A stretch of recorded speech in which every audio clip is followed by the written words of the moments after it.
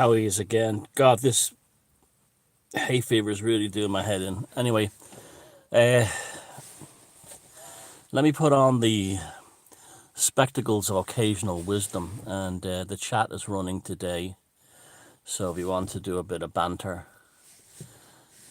please indulge. Uh, One of the things that I saw today was a very interesting photograph of people maintaining social distance while in their cars in a drive-through in America, and they were going to a drive-in bank or something like that. But people are now so well trained that they're wearing face masks while they're social distancing in their automobiles, in their cars, which is just bizarre. It just goes to show how conditioned the average person has become already with the whole COVID protocols. And although this is it's a real virus, and it is killing people who are old and sick. It's so does other viruses, but it's not about that. It's about holding people down into a new way of living. This whole constant thing. Good morning, everybody. This whole constant thing of it's afternoon here, really. This whole constant thing of getting people to obey and do as they're told, and so on. Now, someone asked me yesterday about the Middle Ages being missing, and therefore our calendars being all over the place, and also because of the Julian and Gregorian changes to the calendars. Is there a way the calendars could be fixed? Yeah, we could actually go to the Chinese records or to the Vedic records, who kept very good astrological records going back through history. Combination of using them plus maybe something like the Nebra sky disk, which shows the Pleiades and a moon at a certain aspect in the sky from 5,000 years ago. I deliberately left the chat on uh, for that reason. Another ghost town sunny day in Liverpool. It's kind of grey here today. Liverpool shouldn't be a ghost town. It's one of those cities it's made of its people, and a city without people and without citizens is not a city. It's just the buildings. It's the Venus Project. Remember all those illustrations of the Venus Project? I never had people in them, or they had one or two people, and they were like the way the EU draws people, like little specks, little dots, and that's how they were. Hey Thomas, I'm in Tasmania. I got a friend from Tassie. He tells me that the climate down there is very similar to Ireland, a bit warmer, but it gets surprisingly cool in the summer. Originally from Bristol, England. Very nice city. A very interesting city. Great history in Bristol. And I remember you can go to see the Pleiades any time you want. Once you live in, you live in an apartment building, maybe you have trouble. But if you live in a house, you go into your backyards and see them. But yeah, so there's probably a way some very clever people out there can do a proper calendar and fix it. Another thing I'd love to see is people do fanzines again. I know I've been talking about this. I just don't have the time to do fanzines, but an alternative media fanzine, like an old-fashioned A5 stapled black and white with the kind of like funky art. That's a mixture, like the old classic fanzines. There's something very magical and special about them. Top of the morning to you, Thomas James. Nobody says top of the morning in Ireland. That's an Irish American thing. Or no one in Ireland ever says top of the morning, and they don't say laddie either. I remember David Wilcock when he was having that fake thing on Project Camelot that he was being kidnapped. There was a guy that was supposedly from the Irish Illuminati. Well, I'm here to help you, laddie. I'm here to help you, with a leprechaun accent.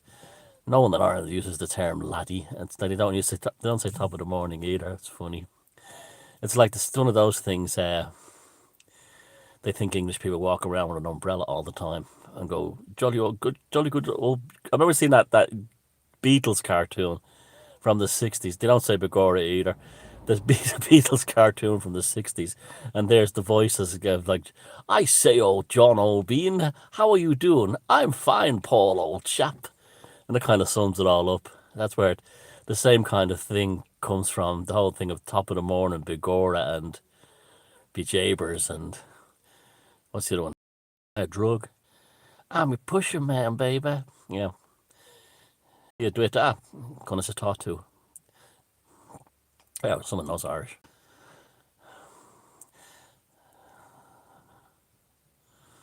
So give me a shout out for where you are in the world. That's always fun. I always enjoy that. But Ipswich and Suffolk, I've been there.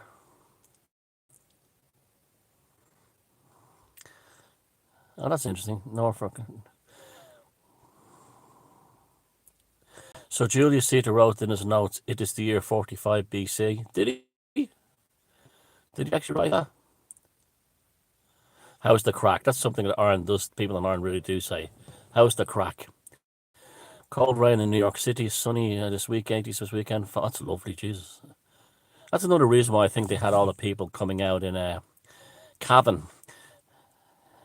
That's why I think all the people in LA came out yesterday, because they've got such good climate in Southern California that, that's the person from Sri Lanka. Yep, nice to see you again. That they have such good climate in Southern California that, or in California, no, it's not natural to keep people locked. Whereabouts in Western Maine are you from? On the New Hampshire border? But Poplar Bluff, Missouri. Only America would have that. Dublin living in. Hi, Stephen. I know Stephen. Nice, lovely chap. And Gordon White and Rune Soup. I've never watched it. I've never ever watched that show. Nothing against that. Just never got around to it. Just never got around to it.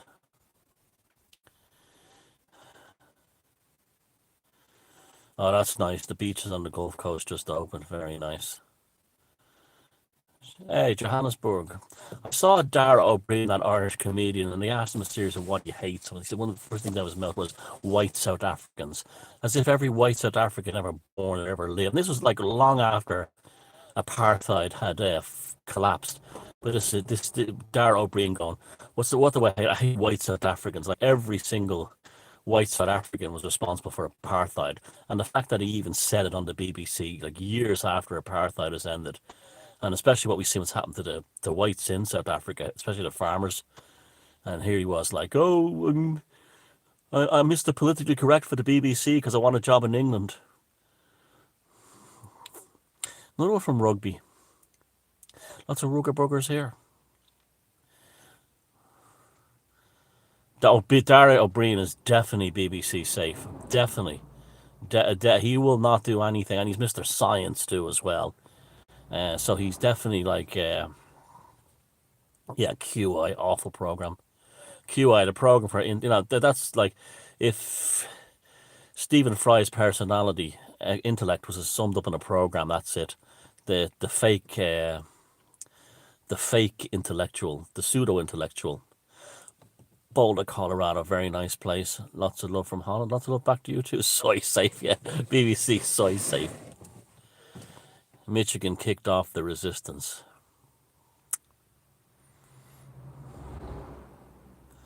Dara O'Brien, yeah, he is total establishment. I saw him in Dublin Airport once. He's about 100 feet tall. Any comment on Walter Bosley? Never heard of him. Peter Levenda, Jack journalist, never watched it. Foreign bar, don't watch it. Peter Levenda did a good book on the Nazis, and he did a good one that wasn't on Lovecraft, but it's very mainstream, but it's not rubbish or anything like that. It's okay. I mean, it's an interesting. I thought you said Charlie Watts and the Rolling Stones there, Chris Watts, but yeah, he's all right. Yeah, it's live. Herman's Heroes, it's live. Toronto Crat, like that. Max from the Crow House is banned on Facebook also. Why would that? Well, the problem with Max is that I know his heart is in the right place, but he goes too dark, and also he's this there's too much Palestinian stuff on it, and he has a lot of like really vicious anti-Semites on his page, and it's not just because of the Zionist thing. They openly say terrible things about all Jewish people and stuff like that. I think that's the biggest problem he makes there. It's very dark, and he attracts a lot of like. There's a lot of the gore porn that you get in the Palestinian groups. If I used to find on his page images of executions and beheaded, they love. Yeah, like I guarantee you, if you friend someone from the Middle East, a Muslim from the Middle East, an Arab Muslim from the Middle East, a male, within 5 minutes you'll post a video of someone having their head chopped off or being machine gunned or something like that. It's the weirdest thing. It's just the weirdest cultural thing, and I don't know how people can sit there talking about it's all spiritual and it's all energy and it's all about love, and then have your fan base made up of people who get turned on by watching uh, people be machine gunned and beheaded, or this kind of thing. I don't get involved in the Middle Eastern stuff. It's none of my business. It's not my fight, and don't care. And don't try to morally make me responsible for it. I'm no more morally responsible for taking sides in the Middle East and anywhere else. It's not my fight. Peace, love, and decapitations. Unfortunately, that's what it's like. And if the page was shut down, it was probably for things like that. He he wasn't. He was like, I have a reputation of being sort of like blocking people on Facebook easily, but I don't block them easily on Facebook. If they do something like that, I don't want them on my wall. I don't want those conscious harvesters on my wall, harvesting life force and psychic energy off my Facebook social media friends or me. I don't want that. And these people are addicted to that stuff like a drug. The desert, a dark place. Yeah, but even when it's not, they're like the Fertile Crescent, and I don't know what that's about. It's just truly bizarre. Hello, Cheryl Small. I like that folk song. You should be doing more folk songs like that. Your voice suits like Irish and English folk songs, Scottish folk songs. Beautiful day here in Texas. I love Texas. Love especially well, the heat was a bit much, but Texas people are wonderful. They remind me a lot of Irish people. They don't give a shit, and what Irish people used to be before the EU dismantled them. Now, David Icke was banned because he reaches a huge audience with people, things the mainstream. This is what I don't understand about the banning of David Icke.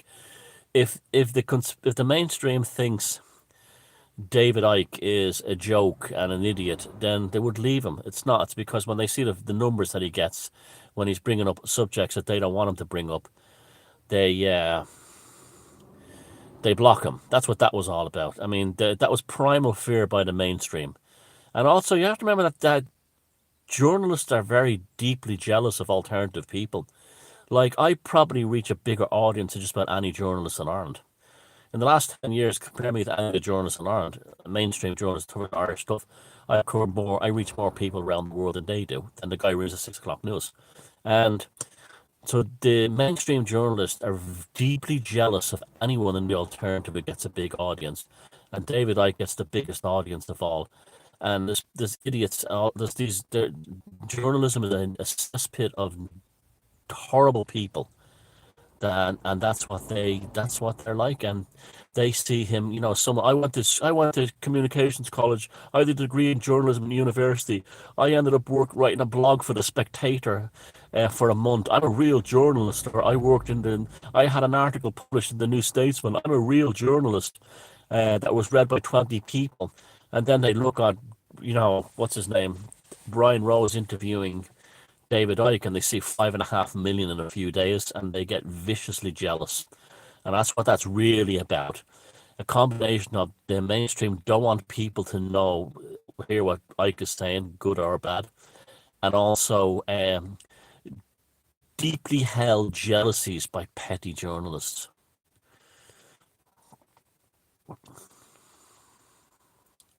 Yeah, I mean that's like the celebrities, like the whole thing of being a celebrity just for the sake of being a celebrity. That world is over now. Same with the journalists. That world is over now. They didn't transition to the internet because they lied. They were caught. They could control the mainstream when there was no internet. When the internet came along, an alternative journalist could have the same ability to reach the same numbers of people on the same level playing field. Mainstream journalism was suddenly shown for what it was, that it's not that popular, and a lot of people don't like it. And yeah, they're threatened by him, but they're also jealous. Mark Fuller, they're also jealous of him. That's a big. If you actually were like when the last corporate job I had in Ireland, I had to deal with mainstream journalists as a communications person all the time, and I never met a more petty or nasty bunch. Really unhappy, nasty people. A lot of them are just very sneaky and just damaged people. The consciousness wasn't fully developed or something. I think he uses the reptilians thing. The more I think about that, it's an insurance policy. I really do believe that. That's that's an insurance policy he uses to probably protect himself. Stop watching the Dalai Lama. Con, great name. Yeah, it's also dark and toxic. It also was it's used to medicate you. So, for instance, you watch the 1 o'clock news, you get a shot of adrenaline and a shot of norepinephrine, and then you get a bit of you get like kind of like nice hormones at the end with the hat story, and it's all about medicating you constantly. I think, but I also think he does believe in the reptilian thing in the same way that I do the gin thing. It's just that the gin thing, the gin thing, is based on something that it's it's a long lineage of study, discussion, and so on. The reptilian stuff doesn't. As a metaphor, it's bang on, but let's say look at all this ancient artwork of all these different reptilian hybrid beings, but you also find there's bird hybrid beings, fish hybrid beings. So there's all, you can't just say it. They're metaphors. They were used to imply certain aspects of the consciousness and the psyche. That's what it was all about. That be wise of serpents was trying to buy. Yeah, Lulu is down. I don't know what's going on there. South Australia.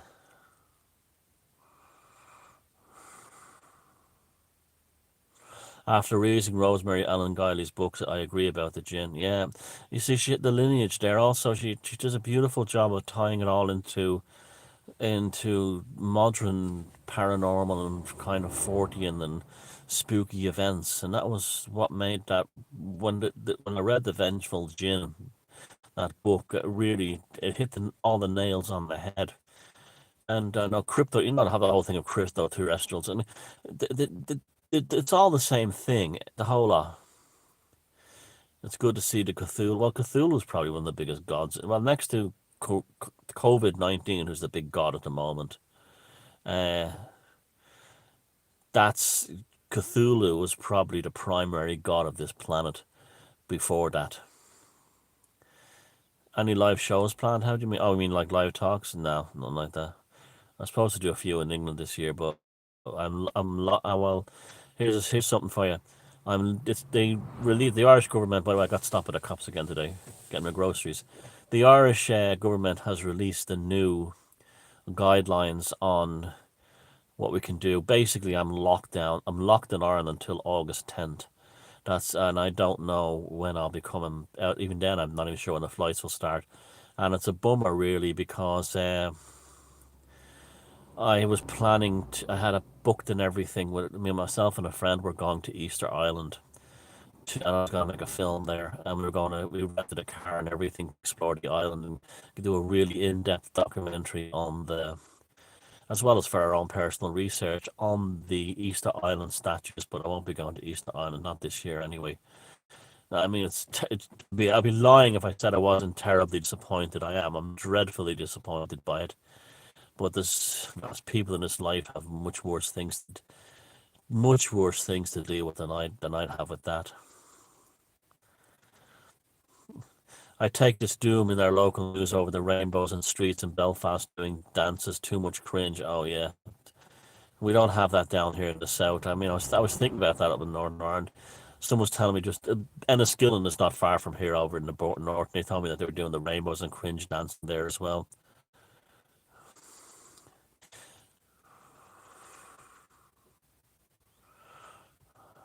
I'm a climate dooner. I hope Earth's down 50%. Well, you see, be ever careful then. You're saying that now, Martin, but do you not think if they're one of the reasons they want to stop flights is so the elites can still have them? Okay, people like me and you and our friends and all the people we know may not be able to ever fly as much as we used to. We will be, but they want us to stop that. But do you think David Attenborough and all the wealthy celebrities who do climb, Bono and the rest of them who go on about climate, do you think that they will stop flying? See, this is why you have to be careful and not to buy into this nonsense. Well, they'll say, "Oh, look, everything's much nicer now. There's no airplanes, and or as many airplanes as there was." That's just about exclusivity to get the rich miss the day when they have the skies to themselves. That's what this is all about, and they hate the idea of working class people being able to fly. It sickens them, absolutely sickens them, and this is what that's really about. All the establishment and the rich elites hate. You missed the Doom Goblin? Yeah, did you see that the Doom Goblin has now relaunched herself? All her parents have relaunched her as a spokesperson for COVID-19. It's so pathetic and so transparent. The US stopped issuing passports a month ago. Didn't hear that one.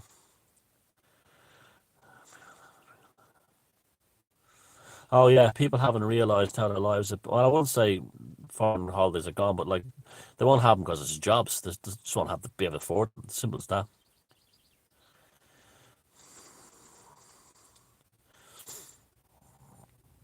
Yeah, but there's no way. You have to be very careful now. I used to think, I mean, all these pontificating aristocrats go, we need less stuff. We need to be not flying. As long as they have their private jets. South Korea population 50 million, 500 miles from China, 220 fatalities. I know it makes no sense. Ireland, 4.7 million people, 1,000 to.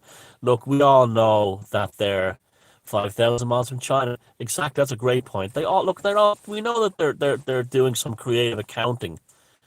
They're doing creative accounting regarding the whole diagnosis, because it puts it sexes up hospitals.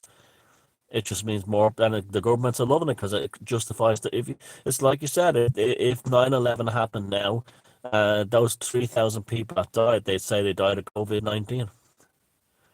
Yeah, don't just, yeah, good. That's very good, Denise. Do not assimilate to this new normal shit. They're doing it's a new normal, it's a new normal. It's a new normal, it's a new normal. Do not be falling for this crap. Do not be falling for that. We're like Trump said, we're going back to the way things were, not to the way a new normal. That's why we're so lucky to have him in the White House. Could you imagine if Hillary Clinton or Obama was in the White House during all this? Could you only imagine? She'd be doing things like stopping issuing travel visas to Americans, and you can't leave your town, and if you'll get arrested and taxed if you do. And while the skies would be full of celebrities and private jets, she'd be locking down everyone else. No, it didn't come from a bat, but like Chinese eating habits are disgusting. It came from a lab. There's no doubt about that.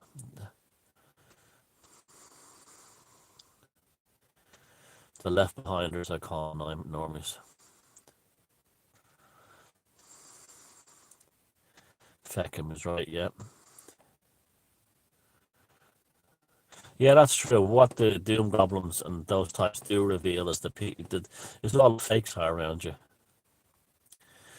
Trump did more for African American community than, and yeah, I would agree with that completely. Look at all the black people that's working for him. Yeah, he's supposed to be racist.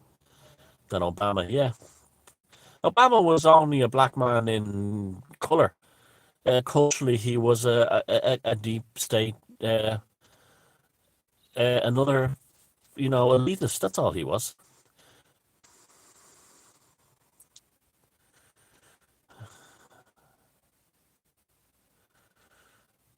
Yeah, I agree with that. You should become more acquainted with your own country. In Ireland, I have to say, the Irish people tend to be although Irish people are very well travelled, because we've got like we're we're a, we're a hub of all these airlines here, and it's so cheap to fly in and out of Ireland. But Irish people do travel around Ireland and visit Ireland too, so they do both. They do have at-home holidays and foreign holidays. So it's not too bad here. In some countries, they don't, they don't visit any other part. Like, you get a lot in the UK. I meet a lot of people in England who've never been to Scotland, and they've been all over the world, and they're like 20, 30 miles from the Scottish border, and they never bothered to go there, or Wales or somewhere like that, or Cornwall. I haven't found that kind of interesting, but they'll fly to Spain all the time. Official flu stats for England and Wales back in March: 23,000 plus died in 2014-15. Yeah, they're cooking the books. It's creative accounting. COVID creative accounting. There are lots of subversive commies in Cork, and there's lots of creepy New Age cults in Cork as well, particularly in West Cork. That's not in Cork, particularly in West Cork. There's been a lot of these old aristocratic families down there all become New Age creepy cults.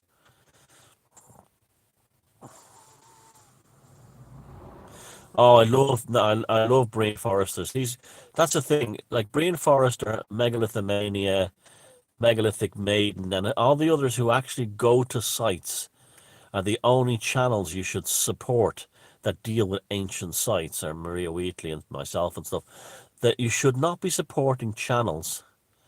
Glad you liked the Quinta de Rivera documentary. You should not be supporting channels where it's some guy sitting in his mother's basement in the US using pictures off Wikipedia or screenshots of videos belonging to me and Megalithomania and everyone else in Forrester, and giving their spiel on megalithic sites when they've never been outside, Aurora, Illinois. You've got to stop supporting those people. You support the YouTube channels of people. Joe 90's class. Remember Joe 90?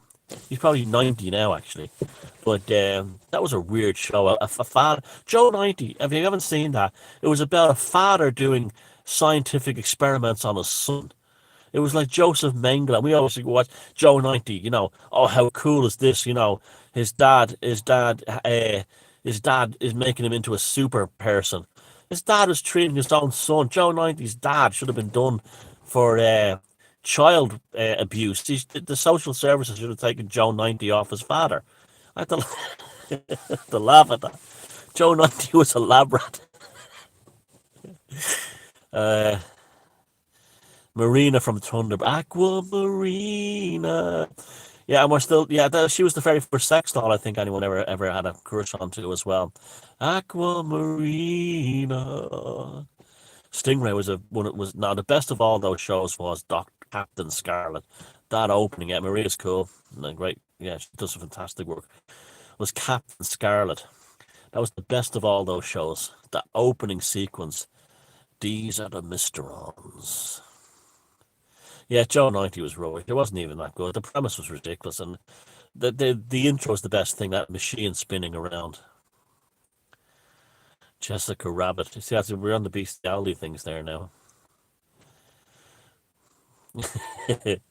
Aurora, and that's right, Bill and Ted. You used to sell. I'm sure that Jerry Anderson stuff is still very popular, and like the merchandise for that. I don't know what APM research is. Sorry.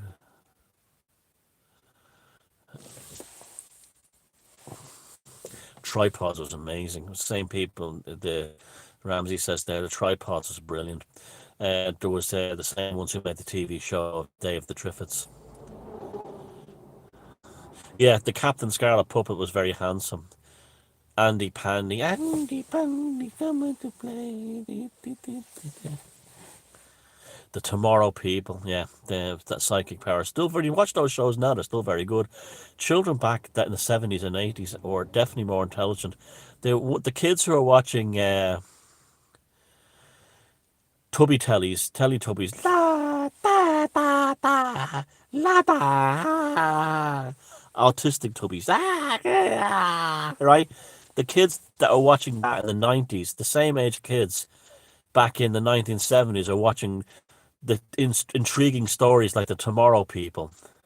Oh, the Damned, I love the Damned. And all their phases, the early punk rock kind, like New Rose stuff, and then the more kind of comedy stuff like Video Nasty, and even the later the gothy pop stuff like "Don't Be Afraid to Stand in the Shadow of Love." David Vane has a great voice. Mr. Ben was a magical show, and then by magic, the shopkeeper appeared. And that encouraged, and that and Bagpuss were very magical children's television shows. They're about like altered states, Sapphire and Steel. The only problem I have with Sapphire and Steel is that it's too intense at times. David McCallum, who's a fantastic actor, and he's just like, I'm serious. I'm very serious. I'm more serious today than I was yesterday. I'm more serious tomorrow. But the premise is amazing. The premise of time travelers is amazing. 100 Monkey Mass Awakening, not going to happen ever. Most people are morons, and calling the average normally a monkey is an insult to monkeys. They're more closer to uh, weevils or woodlice or something like that. They're really not that. They've no intelligence. Tails they don't expect it. Yeah, brilliant. The Teletubbies are too disturbing for anybody.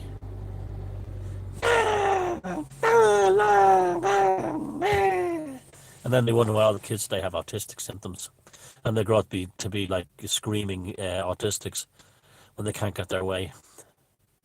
The Champions, that was very similar to Tomorrow People. That was made by ITC, kind of like expensive television. They had supernatural powers, psychics. Jamie and a magic torch in it as well. Jamie and magic torch. It's the theme song. It's torch that was like any kid from that era who grew up would have a flashlight under their bed, closed, reading books when they weren't supposed to, and you entered into a mystical world. I wrote about that in the book Sorcery. Now, for many children back in my day, the first magical experience was often the first experiences with kind of ritual magic was underneath the bedclothes with your flashlight, reading comics or books or listening to the transistor radio when you weren't supposed to be, and it brought you into altered states of consciousness on the cusp of sleeping. You wanted to be Marine, not the one from Last of the Summer Wine, nor a Batty. Never saw Roger Ramjet. Was a drug addict. Proton pills. Well, maybe the same with Popeye. And spinach. Cat Weasel was Cat Weasel gave me the creeps. Yeah, no, Cat Weasel actually gave me the creeps.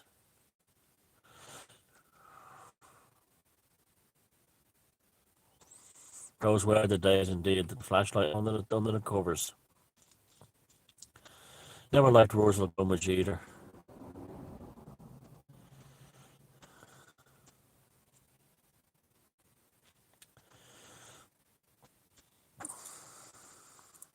These are cheap glasses, these are. I'm green, but I'm wearing patriotic glasses today. These are cheap glasses, but Blake 7, while I'm working my way through by the Blake 7 box set that I got recently for a bargain. Blake 7 is one of the greatest TV shows ever made. And I got a new view. The special effects are not rubbish. They're okay, sometimes they are. Considering the money they spend, sometimes the special effects on that is superb. But you don't watch. That's what the likes of Jack and Nori and everyone. That's what's the like of Star Trek. It made uh, it made sci-fi about special effects and not about the story. It's a story that's important. Neil Kramer, yeah, he's done some good stuff. Yeah, opaque lens. Niall is back making videos. It's good to see. It's good to see a lot of people are coming back now. That kind of vanished for a while. See, it's not really the new normal that's happening. It's the pre-normal that's coming back. Mr. Rogers, yeah, it's got some kind of pedo about that. I hate to say it, but it was. Oh yeah, Blake Seven does everything, and the acting. All the actors are superb. Not just Paul Darrow, all of them. They're all good. Hello, Karen. Yep, I'm glad to catch you too. Yeah, if you haven't seen Blake Seven, I highly, it's very relevant today as well. And the technocratic uh, force from the emerald. No, force from the emerald plastic. Ooh. The spectacles of occasional knowledge. Ooh. The Federation, yeah. Federation was the technocratic dictatorship. Flight of the Doves, that's a lovely film with Mark Lester and Jack Wilde after he had a big hit in Oliver, which is my favorite movie musical. And yeah, they filmed that a lot in Dublin, and yeah, it's a lovely film actually. That. Thank you, Jackie. Keep up the good work from Stratpeffer in the Scottish Highlands. Oh, lucky you. Back to the gin. I wasn't aware that I watched Supernatural. I still love that show. I know it's not everyone's cup of tea or coffee. I don't know what that show is. Is that a drama show or something? Chitty Chitty Bang Bang. Yeah, very scary. The child catcher is terrifying in that film. But it's a great movie. Dick Van Dyke, fantastic, you know. Truly scrumptious. You two are truly scrumptious. I don't like tattoos. Everyone has bad graphic art on their arms these days. Not me. I have Miss Laser can roll. Yeah, no. Who wrote Chitty Chitty Bang Bang was written by Ian Fleming, who wrote the Believe It or Not the James Bond books. That's who wrote Chitty Chitty Bang Bang. Ian Fleming, big time insider, by the way. It's almost like he was dropping the. Have you noticed that? Did you notice that the king in that film and the queen were inbred like Prussians? It was almost like he was whistleblowing on the British royal family, retarded inbred Prussian elites, unable to produce children from inbreeding. What are cheerleaders? What does that mean? Like, is it a TV show or something? He worked with him, and so did the devil. The devil is a gentleman. Dennis Wheatley. They both worked together for British intelligence during World War Two. Old Charlie is proud of his Transylvanian heritage. Yeah, well, they all go back to those like those ancient bloodlines, don't they? There's a lot of truth to that. Never saw King. Like there was lots of weird 70s TV shows in the 60s. Remember HR Pub and stuff? It's bizarre.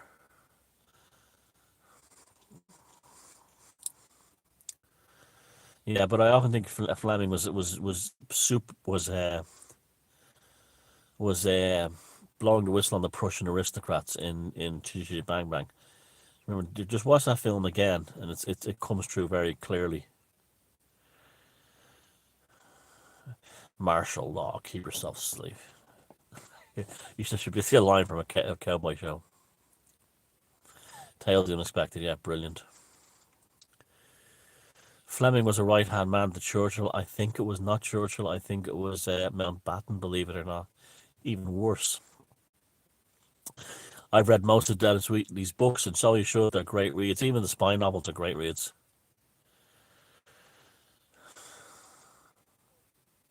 Just bought I Love Sweden t-shirt. Very good. Keep it up.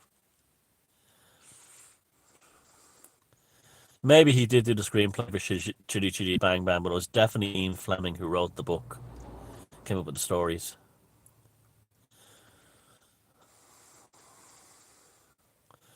How the bonfire go? I just burnt a bunch of stuff. I had DIY. I was doing DIY and there was loads of bits of wood and stuff left over. Lit a bonfire at the back there and blazed it up. Yeah, it went very well. The Devil Rides Out, a great movie, great book. Hammer House of Horror on Friday. Yeah, it's superb. That one with that one with Paul Darrow from Blake Seven of the girl who's recruiting people into an English aristocratic cult that worships Corazon or Corazon as they call him. I can't believe that something like that was on a TV back in the day.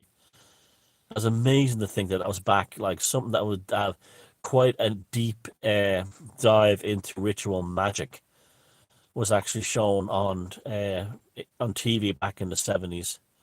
And they always had foxy girls in it who were half naked and like Bond type girls. Blake Seven is an unbridled portrayal of what the tech whack jobs in Silicon Valley are. If they get their way, Serverland and the rest of them would be like what Bill Gates and all the others are in in in Silicon Valley in Techland in California. If they get their way, it'll be like Serverland in Blake Seven and the Federation, a technical police state that it's full spectrum, not only in this reality and this dimension, but across dream states and everything. Remember that movie Revenge of the Nerds? Well, the nerds have got their revenge, but now they're turned into monsters. It makes you wonder now about the what do you call it? When you see those all American films, the jocks pick on the nerds. Maybe the jocks were right. Servalan, yeah.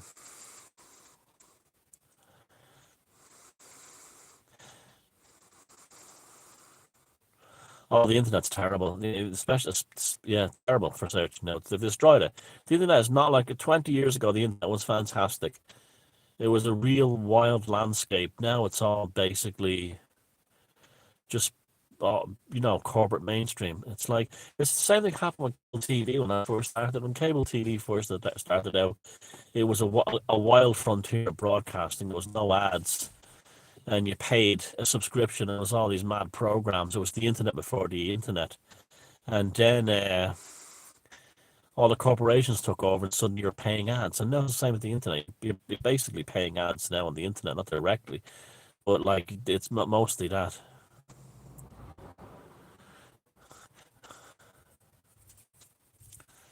Fast show, brilliant sketch show. Watch Gates. Nothing about Gates. There's nothing. There's nothing. There's no human there. There's absolutely no human there. Yeah, the jocks were right. They were probably protected. The jocks who were beating up the nerds were probably from the future. Probably from the future. Probably like the jocks were to the nerds what the Terminator was to Sarah Connors in the Terminator movies. They came from the future back to take out the nerds before they got their technocratic future chat. There we go. Right, there we go on the TV show. We'll write that up. Future chat. I'm future chat. Jocks from the future. Stop living in your car. I don't live in my car. What would you prefer me to like live in somewhere else? Change my lifestyle for some stranger off the internet. It's become iconic. This has become iconic. It's also I don't have fucking cats all over me screaming, looking for the dinner. I feed them and then I come out here. I've never seen They Live. You know that? Other than that famous clip, I've never ever seen that film. You wouldn't move out of your car. Yeah, yeah.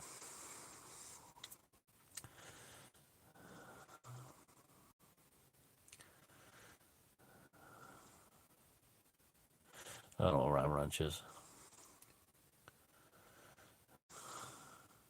I should put two cutouts in the back of what's his name, Bill Gates and Ernest from what you call it, Revenge of the Nerds. Yeah, hauntology, brilliant.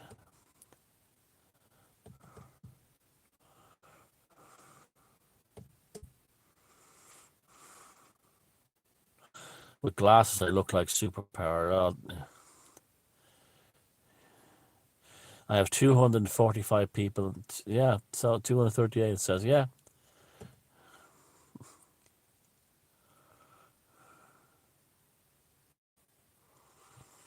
And Bill Gates puppet. Oh, I'll have to bring my Elvis puppet. I've got an Elvis one from my friend Max there, who does a lot of fan art of me. If anyone saw the one yesterday, he did. Which Thomas Sheridan are you today? It got blocked off. It got blocked off Facebook because it had a picture of a Willie in it. But it was fucking hilarious. He loves Elvis, so do I. But I've got an Elvis FM radio with a puppet Elvis on it. I'll bring it next time out. It's hilarious.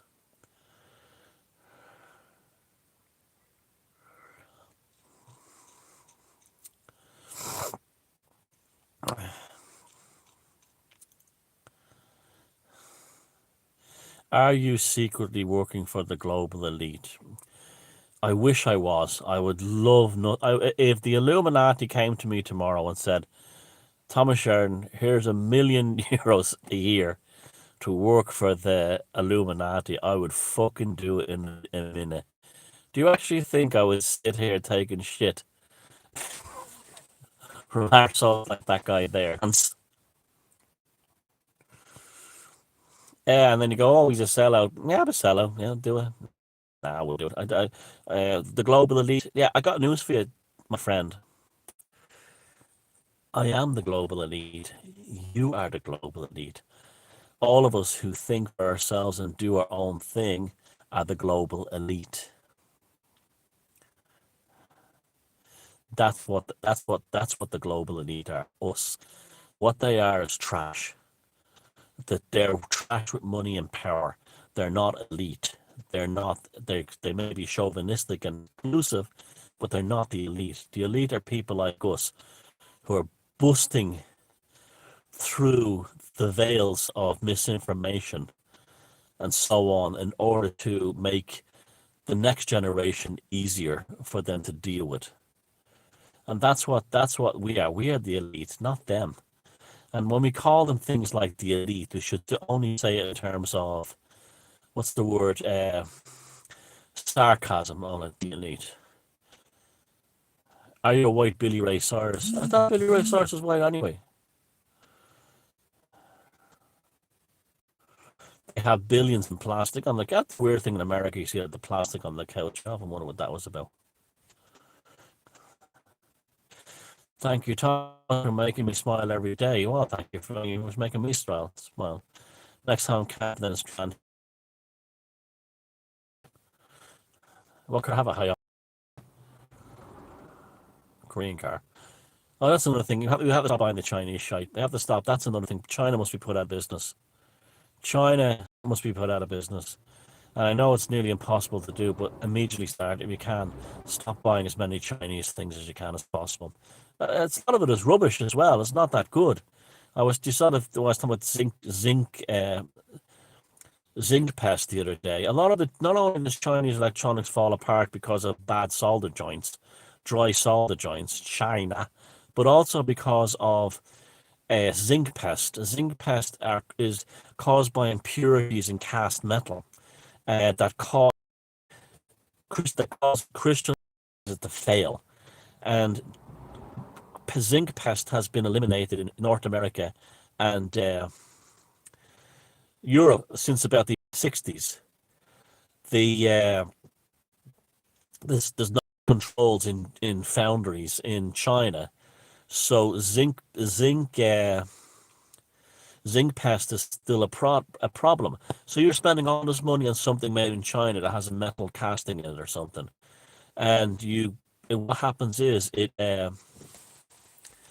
starts to deteriorate, and after a while, just breaks down. So not only because of the sweatshop thing and because of China's role in the COVID virus, and it's also the other disgusting things that go on there, what's been done to them, and they're also communists as well. One of the reasons you should stop credit. This fucking bitch keeps having a credit card detail. But another thing is that you shouldn't do it for those reasons. The stuff you're buying, although it may look amazing and act amazing, it's an obsolescent. It's completely obsolescent. I still think the only way to consumption down is 80% less people on the planet. I don't know if we're overpopulated or not. I really don't. I don't know about the overpopulation. I don't know enough. I do believe that overpopulation is definitely on the horizon, and definitely.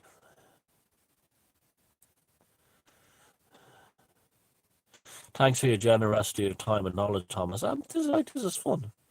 I'll do this for nothing.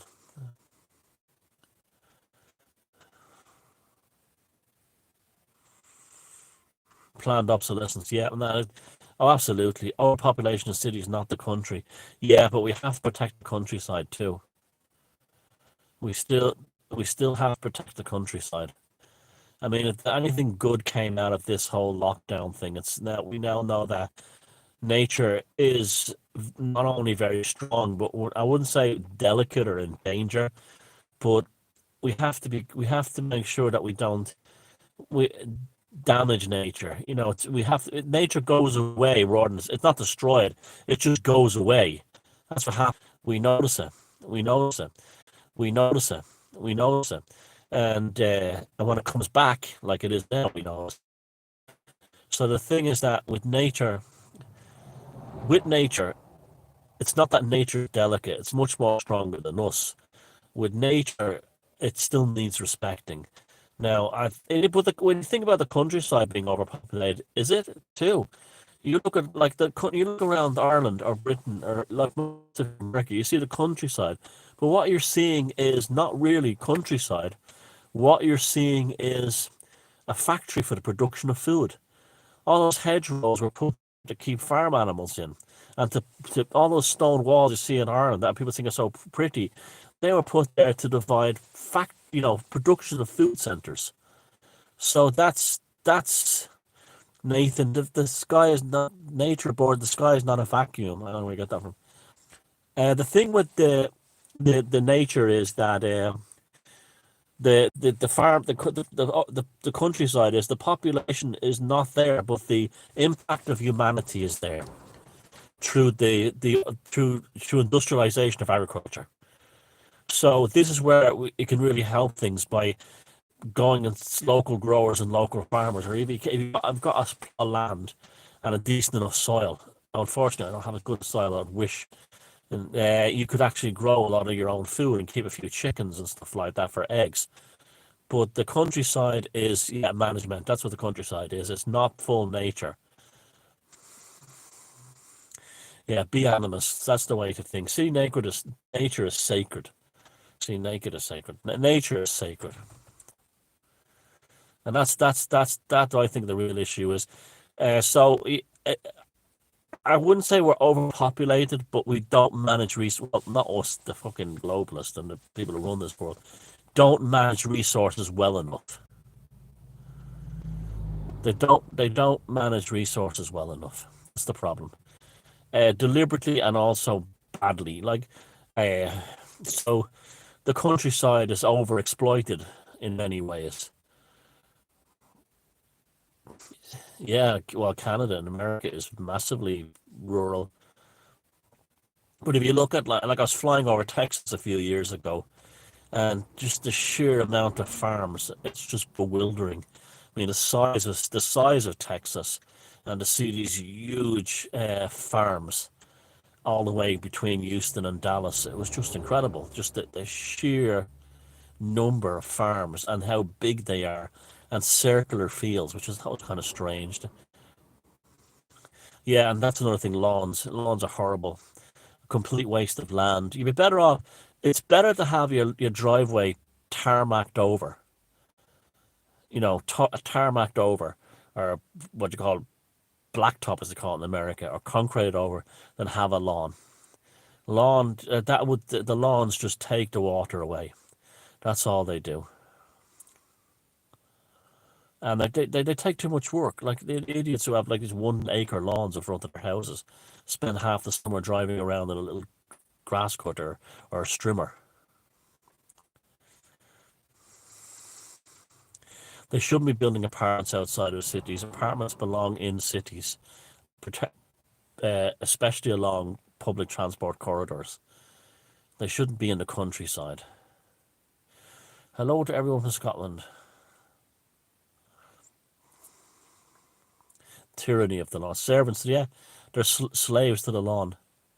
Like that song by, what's her name? Grace Jones, Slave to the Rhythm. Or if you lived in Ireland during the 1970s, women were slave to the rhythm method.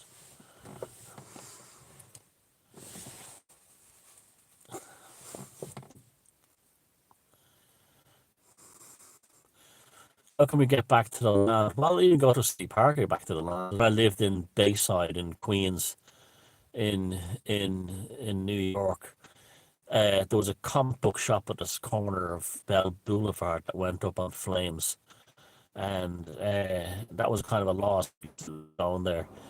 And then whoever owned the plot had put just a fence around it after the building had been removed, and it had been removed down as far as the basement.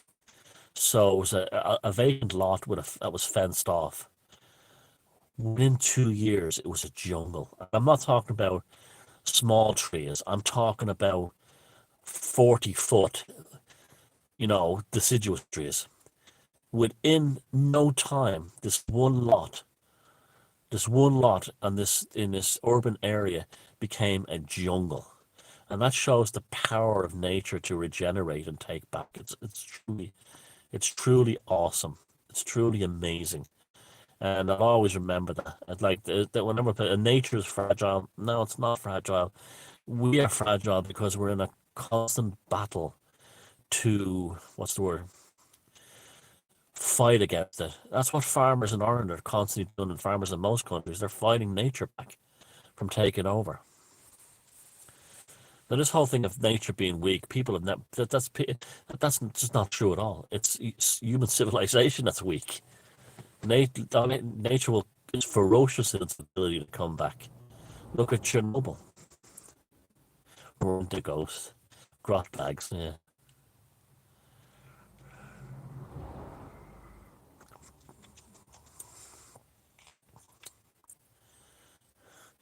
America's killing the farmers. The thing with the farmers in America is a lot of them became big business guys. They never talk about that, but they started to get huge amounts of money and buy up massive amounts of land and became industrialists with combine harvesters. It's I they're the ones who are mostly complaining because they're very heavily reliant on subsidies, where the small American farmer isn't. And there's not a lot of them. And there's not, this is the thing is support the small farmer. I mean, you'll get like farmers in America with 50,000 acres of land, and they become themselves small farmers, and like hundreds of people working for them.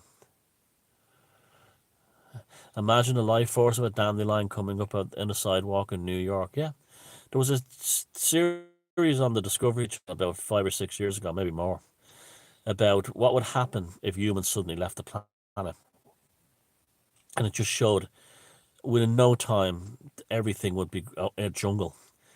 And the only thing and buildings would start falling down after the skyscrapers would start falling down after 100 years and everything.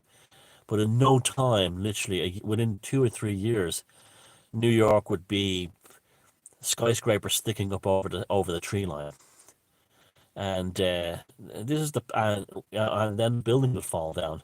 They would be eaten up by everything from weeds to insects. And the only thing they said that would last forever would be bronze statues. And that's why the establishment, not the elites, always cast statues of themselves in bronze. Because bronze lasts forever. A fascinating alloy, by the way. His beautiful wife is Ukrainian. There are some good looking women in that part of the world, I'll tell you that.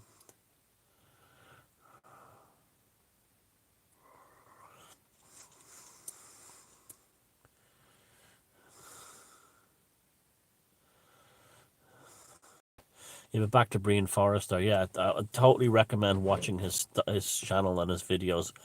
And anyone, like I said, anyone, even if you don't agree with the theories all the time, if you're watching videos and things and YouTube channels to do with ancient sites, go to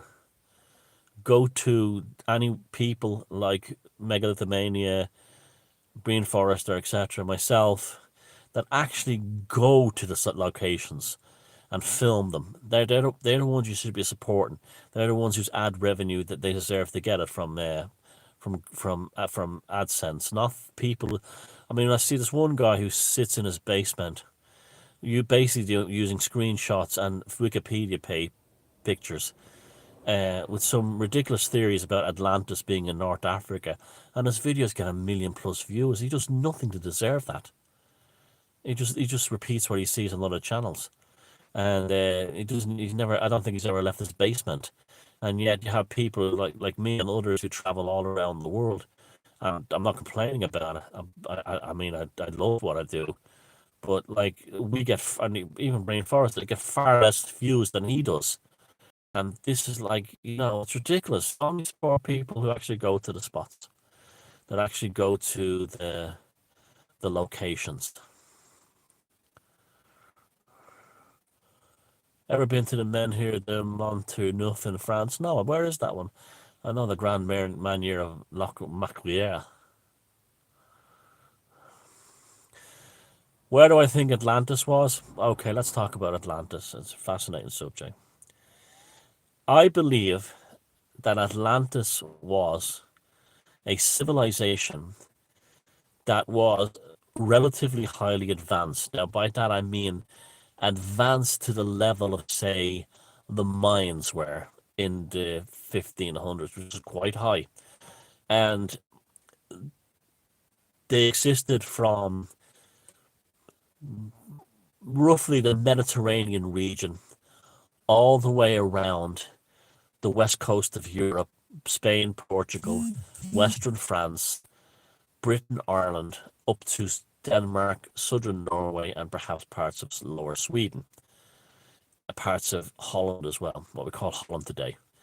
It was a megalithic arc, and that to me is, and it stretched out also into the Atlantic, which is now underwater, Doggerland, and the Porcupine Bank, etc. That's where Atlantis was, as far as from what my research tells me. It was definitely probably as sophisticated culturally as pharaonic Egypt. It had a whole political, dynastic, philosophical, scientific, cultural thing.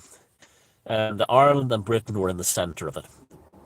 Don't, when you think of maps today where you have north-south, flip the map of Europe side, and what you get in the dead centre of that is Britain and Ireland. It's approximate to the map of Europe on its size as Italy and Greece is to the map of Europe, the map of the Mediterranean.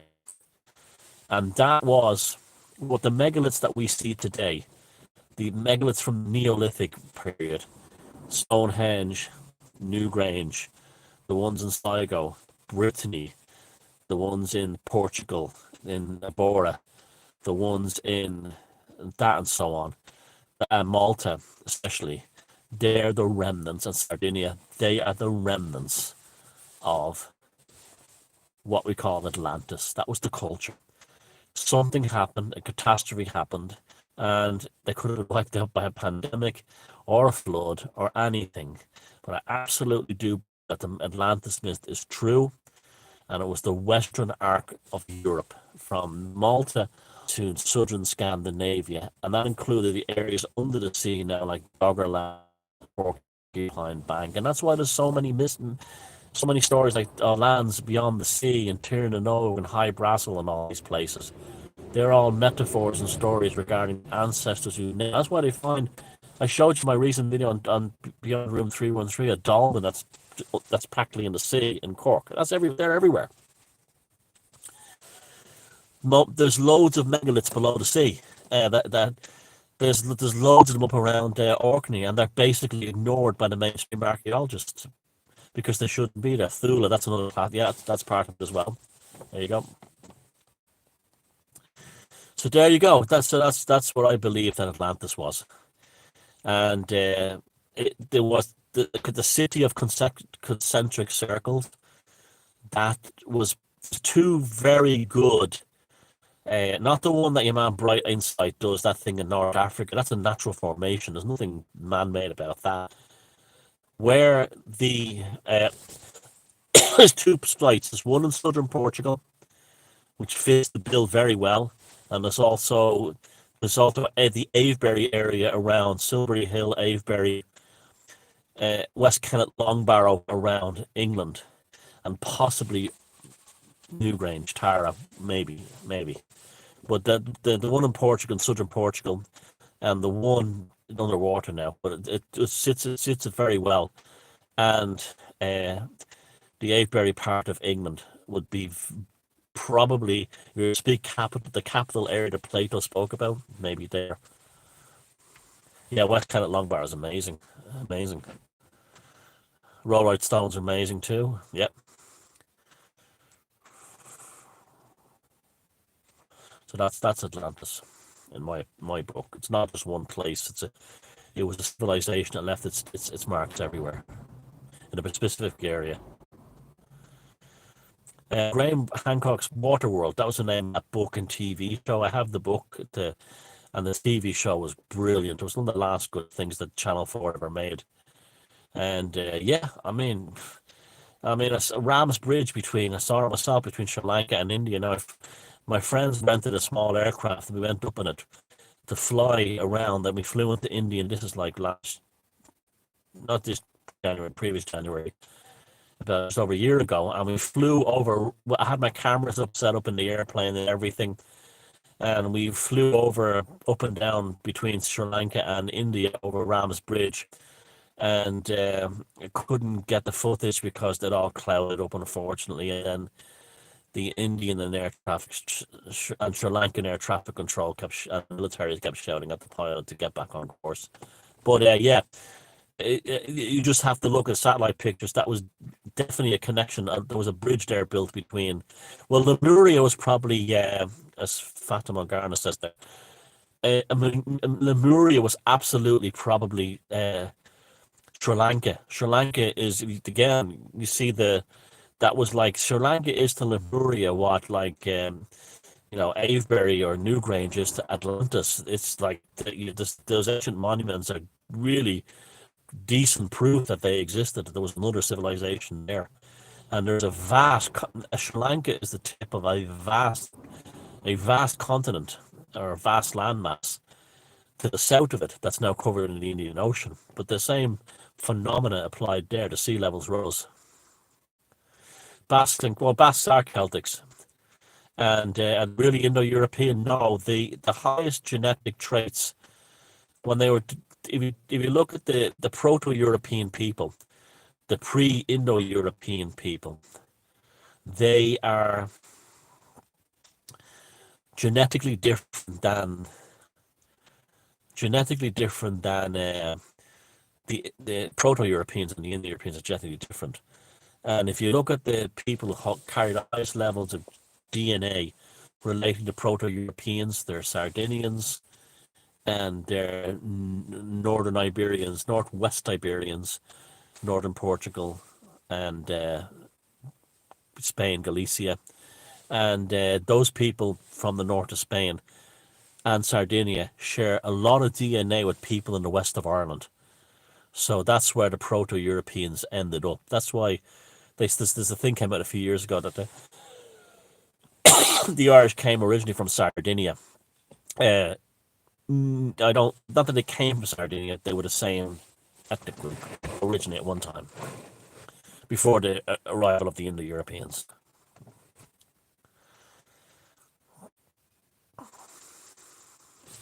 Stay for another 20 minutes or so. Any more questions?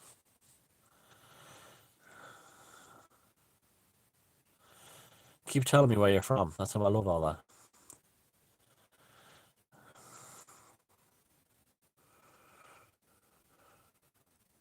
Cuban PM is Irish. Yeah, and also there was Carol Keel. Mexico was liberated by a lot of Irish soldiers who were actually defected from the U.S. Army after they saw the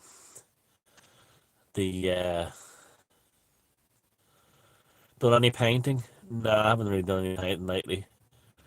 Just not been into it really.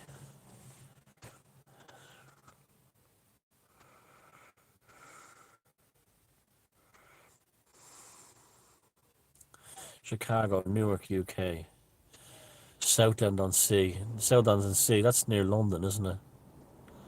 Netherlands. Breatharians, that's insanity. Saying you can live off just air. That's the same thing as the one that they're like a jihadist version of vegans. Actually, how many breatharians have been caught like eating on planes and everything? People have filmed them going, like when they're going from conference to conference saying you can live off air. People have filmed them on airplanes having, first class meals, eating steaks. Breatharians, ridiculous. West Yorkshire, New York, Rushton, Louisiana. I bet it's hot down there now.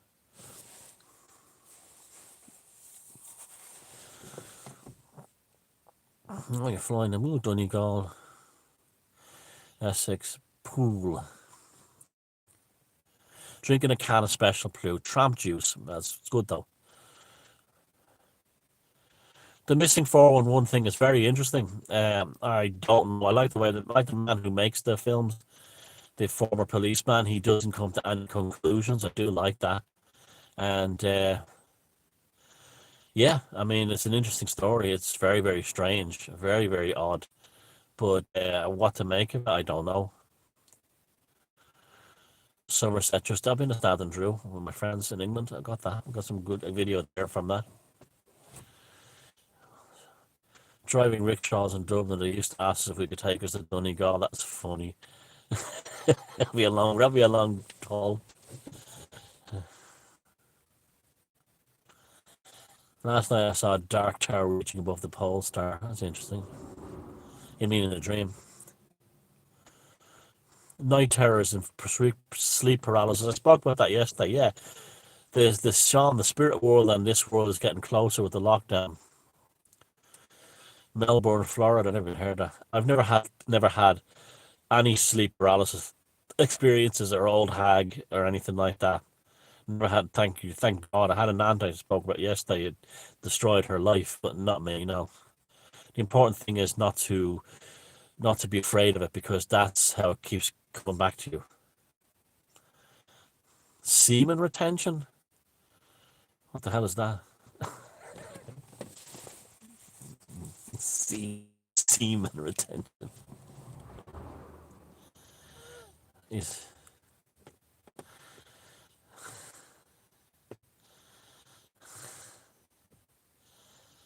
practice breath retention, like holding your breath. That's called drowning, isn't it? Dry dock sailors.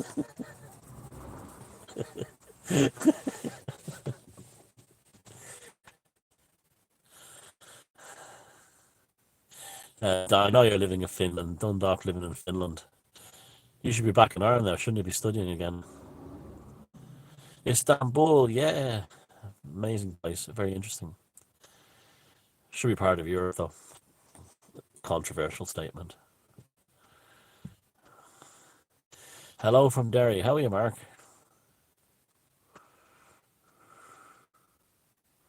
Very nice place, Derry.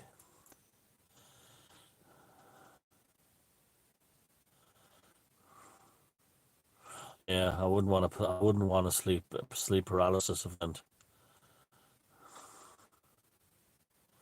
There's a film called a documentary from Channel 4 called The Entity about sleep paralysis.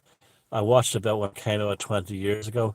Put the willies right up me. If you want to watch a very good, and yeah, it was good. Because the scientist at the end said maybe we don't know the answers to everything.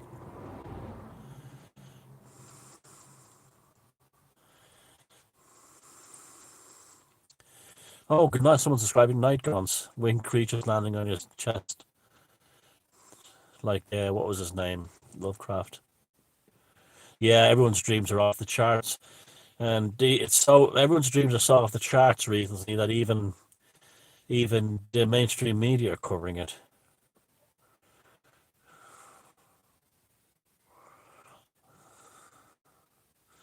You're on fire at the moment. You've helped me a lot in the last couple of weeks. Thank you. Yeah, oh, I'm glad. I'm glad.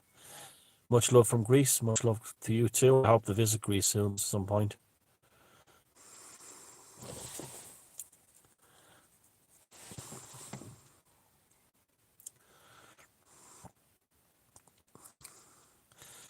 Top five punk albums of all time.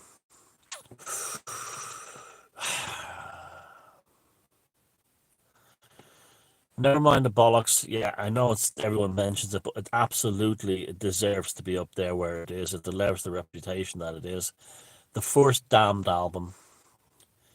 Uh, trying to think. The one by the Ruts and yeah, which I can't think of too many. I preferred the two Clash ones. The one called the Clash and Give 'Em Enough Rope.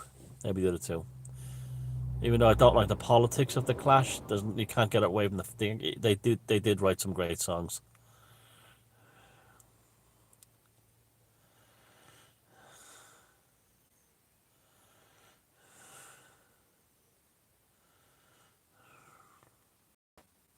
Stiff Little Fingers, Flammable Materials, yeah, alternative ones are brilliant. Gang of Four. Gang of Four were more sort of post punk than punk. Dead Boys, Stranglers, yeah, yeah, I'd agree with that, yeah.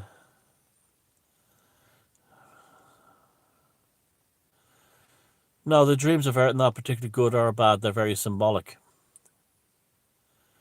Do we need a new kind of punk? No, because it served its purpose anyway. Everything should evolve.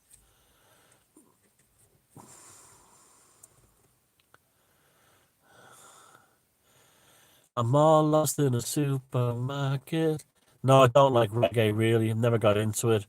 A lot of reggae music is racist as well, and sexist. And, I have all these white liberals going, Morrissey is so offensive. I'm now listening to Shabba Ranks who's going, put the bullet in the batty boy! Put the bullet in the batty boy! He's not like Morrissey, who's a racist homophobe. Shabba Ranks is not a racist homophobe. Put the bullet in the batty boy! Put the bullet in the batty boy, bitch! Yeah, a lot of reggae is like that. A lot of it. Yeah, people just think it's basically all the Bob Marley love and stuff like that. It's not. A lot of it is like that. A lot of it is quite dark and around violence and stuff like that. No one ever talks about that. Though some of the music is interesting, I never really got into it ever. I mean, I understand the appeal of Bob Marley and why he's the biggest star in the world and all. I was the biggest star in the world, but a lot of it, yeah, a lot of reggae is really nasty lyrically.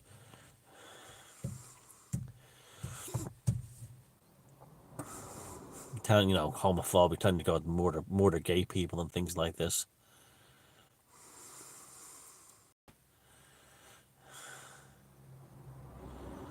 70s psych reggae again. Oh, Tangerine Dream or Marillion? Tangerine Dream, but I like Marillion.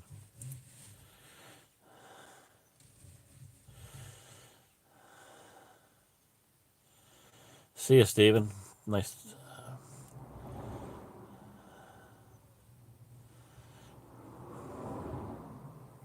Dillinger, yeah. See, well, that's all that heavy dub reggae stuff.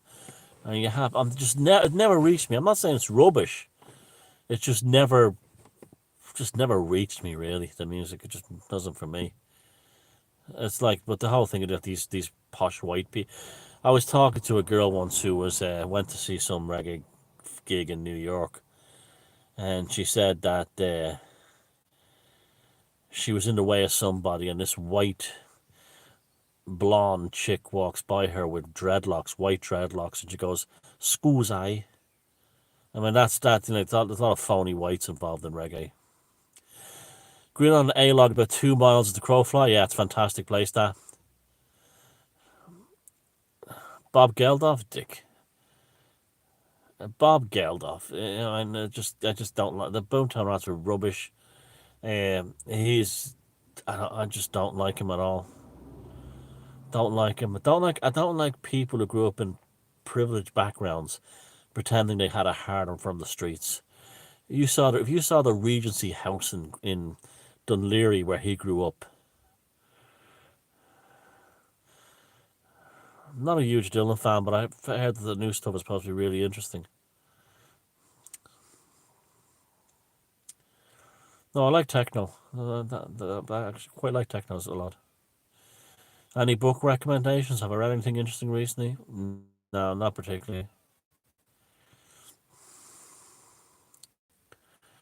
Perry Como, yeah, fantastic voice. I'm not a Perry Como at all.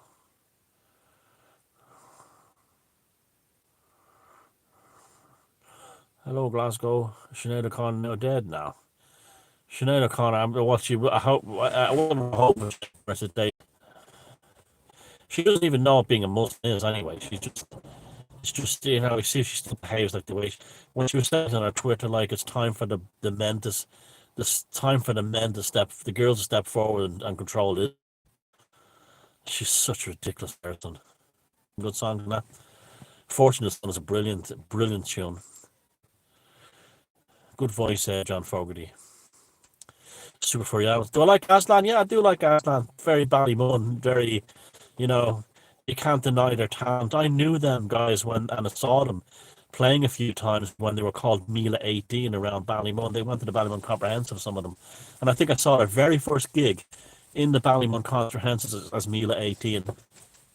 And they were more like a punk band back then.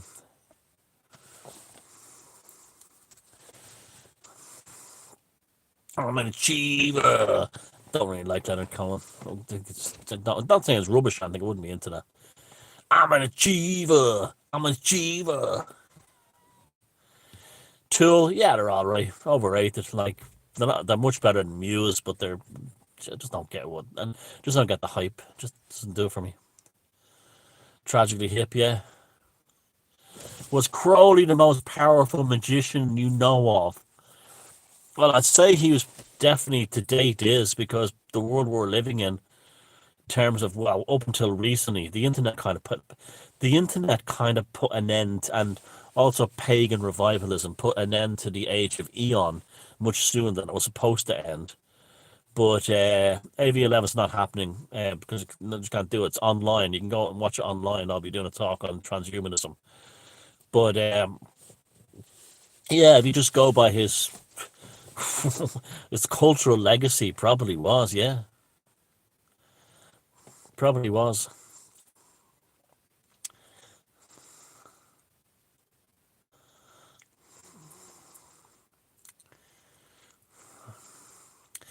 Yeah, Sheridan or Recorder Achiever. Do it like 80s rock. People said I was a dick. The sight of me made them sick. But here I am today once more. I'm an achiever.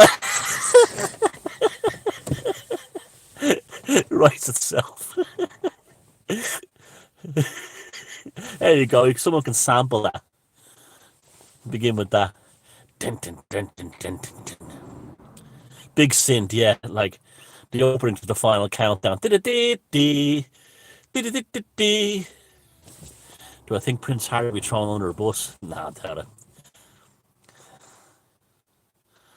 Used to surf them too when I worked in town. Half a gig would be amazing. Yeah, you're talking about Aslan, yeah. There's nothing. Christy Dingham has a brilliant voice. And that song, This, is a beautiful song. This is the song of the broken hearted. You two did a lovely version of that, actually.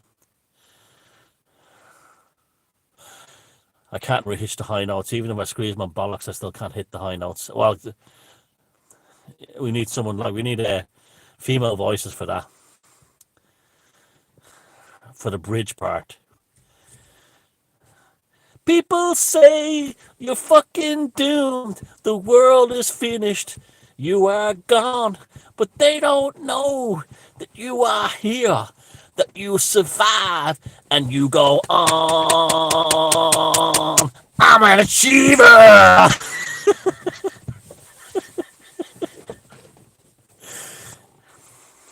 Writing a song like that's so easy. Even playing it. You listen to that 80s rock, it's like it was like those guys were geniuses. They wrote this. Is Bono God? No, Bono's not even Bono anymore. But those songs were so easy, were so simple. Those fellas who made all that money back in the 80s were absolutely right. Chesney Hawkes, was he the guy? I am the That's a terrible song.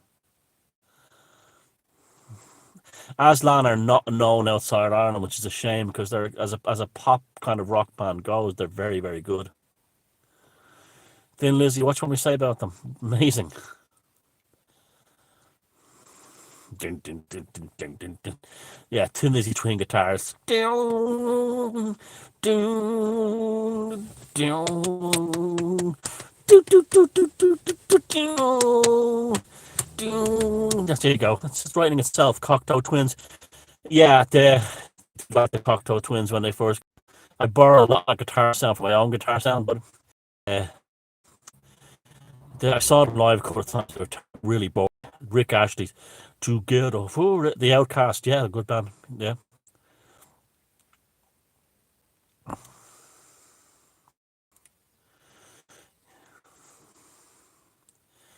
They live there. It's ridiculous. The fight scene. Yeah, I don't. Yeah, I just never seen a film. I heard about the long fight scene.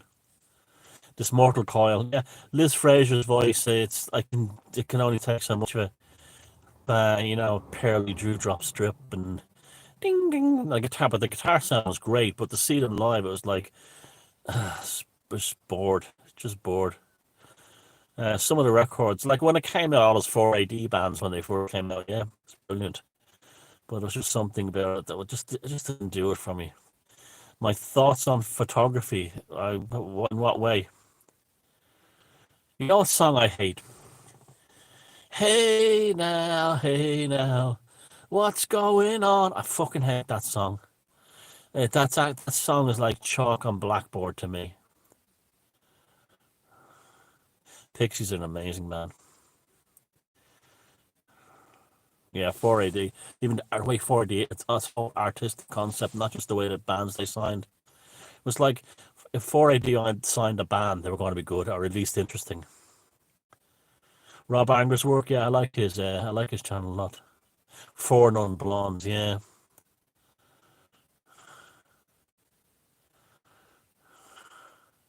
Have I seen a fairy? No. Do I believe they're real? Yeah, on some level, yeah, they are. Just like the gin.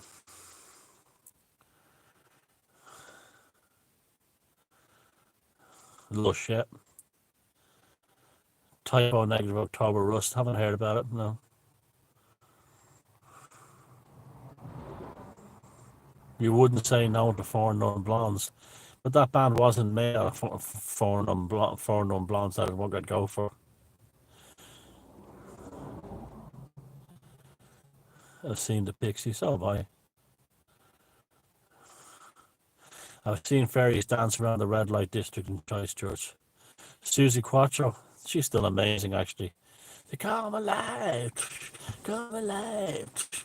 down at the Devil Great Drive. That's true, the greatest band in the world is the one you love the most. That's so true.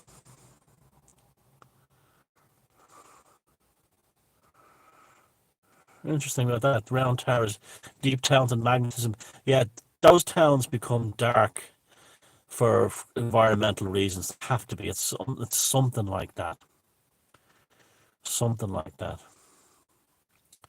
Gun Club, yeah, good band. Newcastle, Ontario. Talk. Yep, good band. Particularly the second album. The second album is the one with the one that life's what you make it album. Bill Gates is the head priest of the temples of Phoenix. Like Rush too. I shouldn't like Rush, but I do. I don't know why that is. It's because like Rush were like, have I been to Point Pleasant? No, I'd love to go. I would absolutely love to go to Point Pleasant.